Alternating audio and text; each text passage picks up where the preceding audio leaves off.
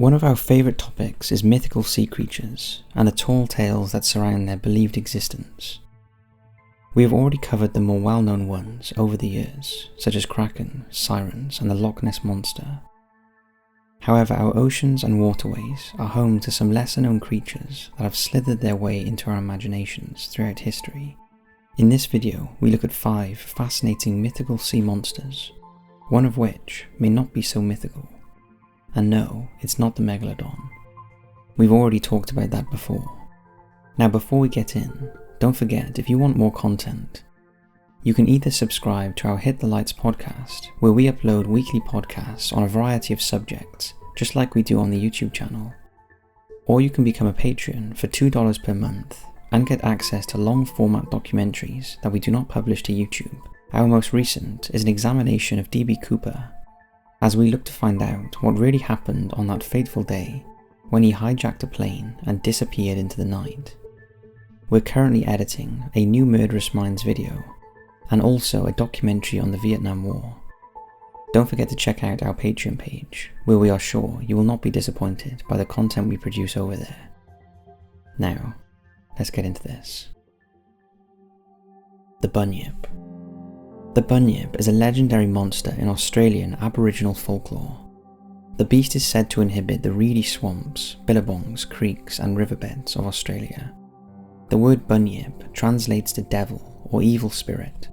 However, its name and description vary according to tribal diction. And in a 2001 book written by Robert Holden, he identified at least 9 regional variations of the creature. But it wasn't just the Aboriginal people who had stories of bunyips. European settlers in the early and mid-19th century also recorded accounts of the mythical creature, mainly in southeastern colonies of Victoria, New South Wales and South Australia. So what is the bunyip?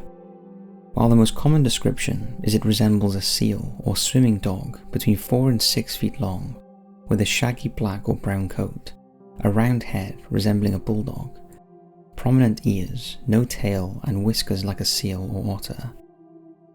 Others describe it as a long-necked creature with a small head between 5 and 15 feet long, with black or brown fur, large eyes, short tusks, with a head like a horse or an emu. The first written description of the amphibious creature came in 1845, when it was described as having a round head, an elongated neck, and a body resembling that of an ox, hippopotamus or manatee, with smooth skin and orange eyes.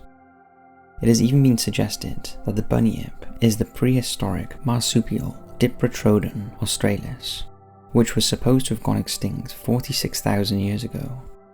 Aborigines have differing opinions on the bunyip's motives, and while many believe it's a bloodthirsty murderer with supernatural powers that can alter the water level, cripple victims with its roar, and hypnotize humans to act as its slave, others believe the bunyip is a punisher sent to Earth to protect wildlife and bring justice to anyone who commits evil acts.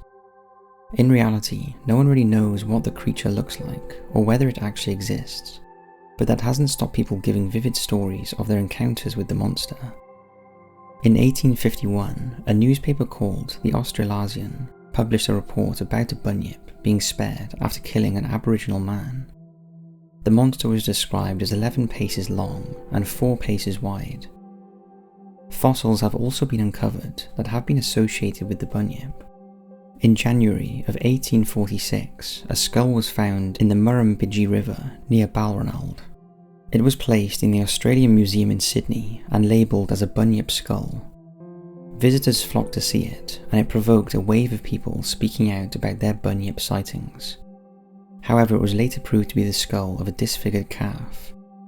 But probably the most detailed account was in 1845, when Geelong Advertiser reported the story of an Aboriginal woman being killed by a bunyip, and a man named Mum Boran suffering several deep wounds on his breast, made by the claws of the creature.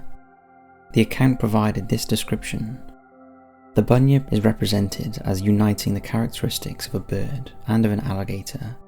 It has a head resembling an emu with a long bill at the extremity, of which is a transverse projection on each side, with serrated edges like the bone of the stingray. Its body and legs partake of the nature of the alligator, The hind legs are remarkably thick and strong, and the forelegs are much longer but still of great strength. The extremities are furnished with long claws, and its usual method of killing its prey is by hugging it to death. When in the water it swims like a frog, and when on the shore it walks on its hind legs with its head erect, in which position it measures 12 or 13 feet in height. If we are honest, there are so many different descriptions of the Bunyip that it's hard to believe sightings of it are anything other than wild imaginations or mistaken identity of unknown creatures.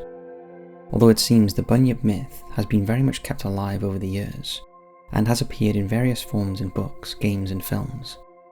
The most recent being in 2019, when the Bunyip is amongst the Titans, monitored by Monarch, in the film Godzilla, King of the Monsters. The Yakumama.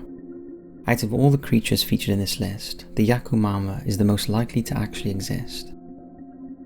Yakumama means mother of water, and refers to an enormous serpent believed to live in the Peruvian Amazon rainforest. The Yakumama is described by the indigenous peoples as being a huge snake that grows up to 50 feet or 15 meters in length, with a head 6 feet wide, or 2 meters, that catches its prey by spitting out and flooring it like a water cannon.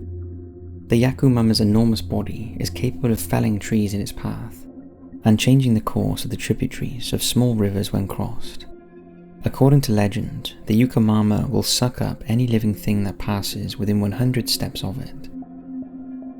So, to protect themselves, before stepping into the water, the locals blow on a conch horn in the hope that the Yakumama will reveal itself before they enter.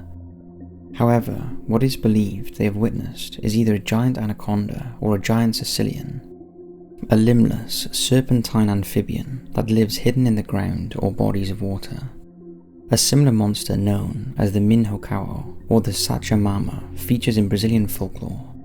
It is also described as a large fish or worm measuring 20 to 50 meters, and they tell a similar tale of the creature altering the earth as it passes through. It's believed that these three creatures are one and the same and are all the species of an unknown giant reptile. This theory was backed up in 1906 when the famous explorer Percy H. Fawcett claimed to have ground a giant anaconda while travelling through the Amazon River. He allegedly shot the creature dead. This is his account of what happened. I walked ashore and approached the reptile with caution. I was immobile, but shivers kept running up and down the body like puffs of wind on a hill mountain. As was be measured, length 14 meters out of the water and lay 5 meters at her, making a total length of 19 meters. So large specimens as this may not be common, but the trails in the swamps reach a width of 2 meters and support the statements of Indians and rubber pickers that the anaconda sometimes reaches an incredible size, completely eclipsing the shot for me. Brazilian Borders Commission told me of one killed in the Paraguay River more than 24 meters long. However, many were still not convinced, and 100 years later in 2009, two brothers Mike and Greg Warner mounted an expedition into the jungle of the Peruvian Amazon to look for evidence of the monstrous snake. The expedition was inconclusive, although they did record trails of what they believed were giant snakes. They also took testimonies of natives who claimed to have seen the Yakumama. They all described the same thing, an enormous snake that takes water with it. Although the first expedition could not find the elusive Yakumama, the brothers were undeterred and mounted another expedition. During the second expedition, they succeeded in finding and photographing areas where Yakumama allegedly lives, and filming their trenches, some that were almost 2 meters wide. Over the years, some sightings have included descriptions of a Yakumama snake with horns sprouting from its head. This peculiar feature has led some to believe that Yakumama could be a prehistoric version of a Sicilian. Most of the roughly 50 species of Sicilians have a groove along both sides of the head, containing retractable tentacles. One thing is for sure, all the sightings of these giant snakes have similar descriptions, and the Warner brothers believe that the snakes that the Brazilians call the Sachamama are the same as the Peruvian Yakumama snakes. Snakes that have grown so large that they have become virtually immobile and have adopted to a different way of catching their prey. So it's entirely possible that Yakumama, Sachamama, and the Mythical are either a giant anaconda or an unknown giant species of Sicilian. What do you think? The Ogopogo. You have probably all heard of the Loch Ness Monster, the huge serpent creature that supposedly lurks in the depths of the Loch Ness in Scotland, UK. We've talked about it multiple times. While Canada has its own version of Nessie, known as the Ogopogo, that lives in the depths of the Okanagan Lake near the city of Kelowna in British Columbia. The Ogopogo has been described as a multi-humped serpentine beast with green or black skin and the head of a horse, snake or sheep. And similar to the towns and villages around Loch Ness, the area takes pride in the legend of Ogopogo and can be found in various guises in the souvenir shops around Kelowna. Ogopogo mania peaked in the 1980s when the region's tourism association offered a $1 million reward for proof of the creature's existence. Over the years, there have been various sightings of the creature, many making the local headlines, with witnesses all describing a similar thing, saying they spotted the creature meandering through the 84-mile-long lake, creating huge, undulating waves as it moved.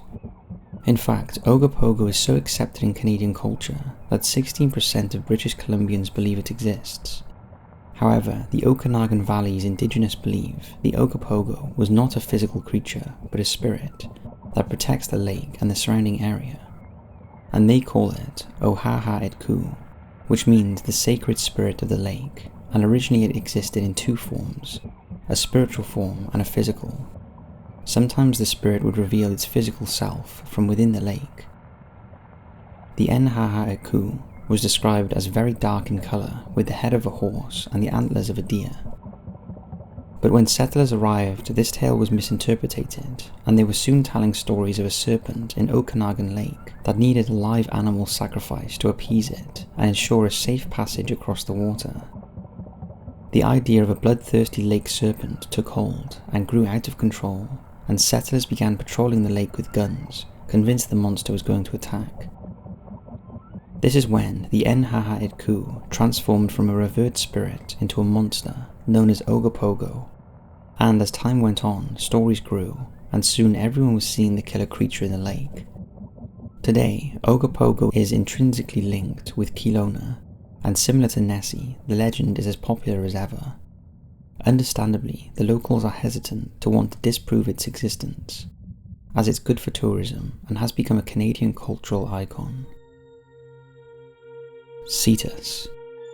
In ancient Greek, Cetus is a sea monster who was visualized as an enormous coiling sea serpent with a gaping jaw, the feet of a land animal attached to a solid scaly body. One of the stories behind the monster is mentioned in the story of Perseus, a Greek hero and slayer of monsters, before the days of Hercules. It all happened when Queen of Ethiopia boasted that her daughter, Andromeda, was more beautiful than the nymphs. The god of the sea, Poseidon, was furious at this claim and sent a sea monster named Cetus to destroy the shores of the region. The queen was frightened, and her husband asked the advice of an oracle who told them that they should sacrifice their daughter to the monster in order to appease the god. The royal couple agreed and had their daughter chained to a rock next to the sea.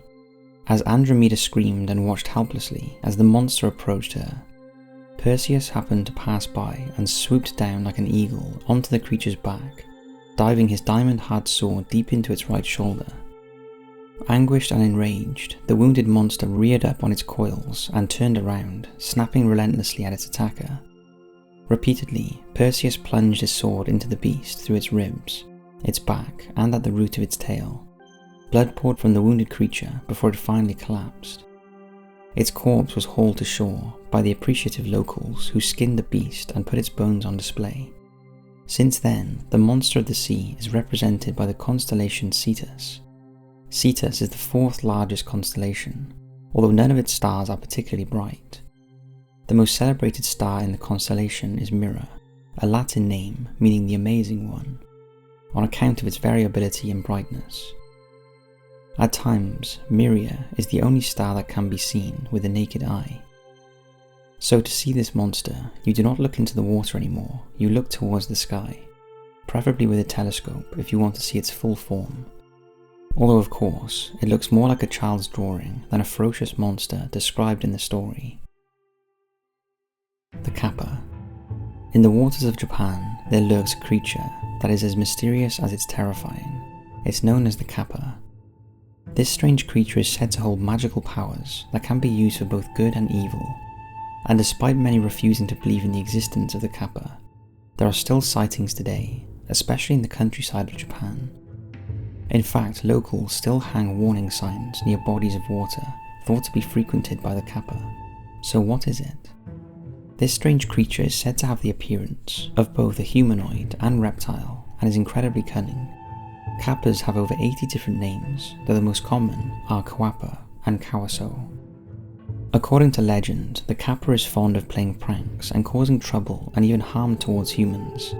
Their pranks can vary from harmless jokes like making noises similar to flatulence or looking up a woman's kimono, to more violent acts like trying to drown livestock, kidnapping and eating children, or forcing themselves upon women.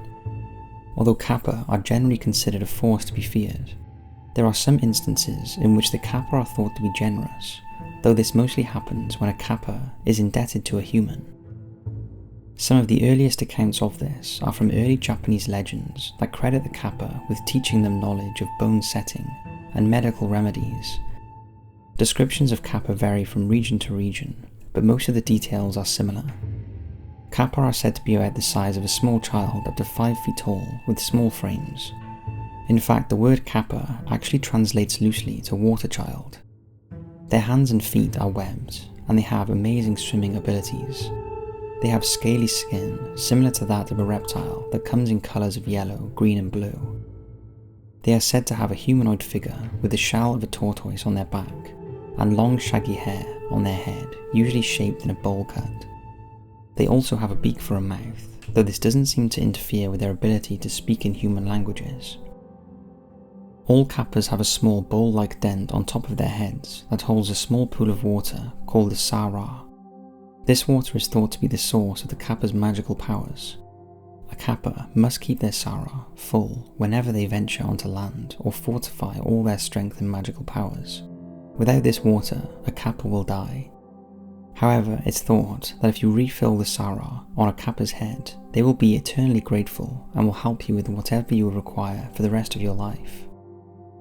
According to legend, Kappas are obsessed with an object called Shirigodama, a mysterious jewel thought to contain a person's life force that is located in the human bottom, and is thought that the majority of violent attacks by Kappa are made to obtain this. However, despite their evil ways, Kappa are obsessed with politeness and human tradition, and this is considered to be its biggest weakness. Many who tell of a Kappa encounter in which they escaped claim that they were able to do so because they made the Kappa spill the water in its Sara when they bowed. However, in some places, the cunning Kappa have caught onto this practice and use a metal plate to protect their Sara when they come ashore. There are also several accounts of people being able to ward off Kappa by carrying iron, sesame or ginger. Now all this sounds far-fetched of course, and it's believed the legend of the Kappa is simply a story for children to scare them from venturing too closely to the water without their parents. However, there are those that believe the Kappa could be a type of alien creature that somehow found its way to Earth, and that they also inhabit the oceans of the world. These strange sea aliens are able to travel to and from Earth through portals, which may explain why we've never been able to prove their existence. Of course, most of this is fun and games, but what do you think? The most plausible theory is that the Kappa is in fact a Japanese giant salamander. These salamanders grow to be about 5 feet in length and have skin tones similar to that of the Kappa. They are also known for grabbing their prey with their strong jaws and pulling them into the water. Coincidentally, Japanese giant salamanders are also known to inhabit the rivers, lakes and ponds, where sightings of Kappas have been reported. What's your thoughts? So, that's 5 fascinating mythical sea monsters. We'd love to hear your thoughts on these 5, and if you enjoy our mythical creature videos, then let us know, as we do enjoy producing them and would love to do more if you enjoy them. Thanks for watching, and as always, we'll see you in the next video.